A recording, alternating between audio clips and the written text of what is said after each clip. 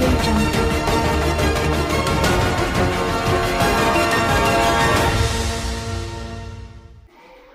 To AP TV 10 news.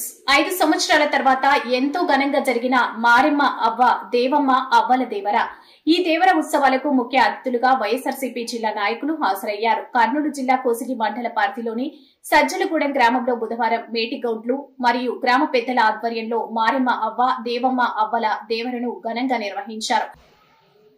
5 సంవత్సరాల తర్వాత దేవర జరగడంతో సజ్జలగుండంలో సందడి సంతరించుకుంది.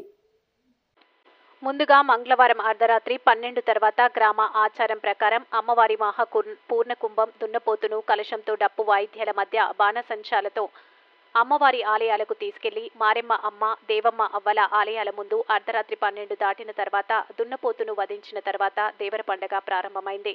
అనంతరం గ్రామంలో వారి ఇంట నుంచి కుంభంలో మహాప్రసాదాన్ని తయారు చేసుకుని గొర్రె పొట్టేలను కలశాలతో బాణసంచాల మధ్య ఊరేగింపుగా అమ్మవారి ఆలయం చింతకు చేరుకుని గొర్రె పొట్టేలను వధించి మొక్కులు చెల్లించుకుని అమ్మవారికి కుంకుమార్చన ఆకుపూజ మహామంగళహారతి చేశారు. గ్రామం సుభిక్షంగా ఉండాలని ప్రతి ఇంట సిరుల పంటలు కురవాలని పిల్ల పాపలతో సల్లంగా అమ్మవారిని చూడాలని గ్రామస్తులు అమ్మవారిని మొక్కుకున్నారు. ఈ దేవర ఉత్సవాలకి ముఖ్య అతిథులుగా వైఎస్ఆర్సీపీ జిల్లా కార్యవర్గ సభ్యులు మురళి మనోహర్ రెడ్డి హాజరయ్యారు.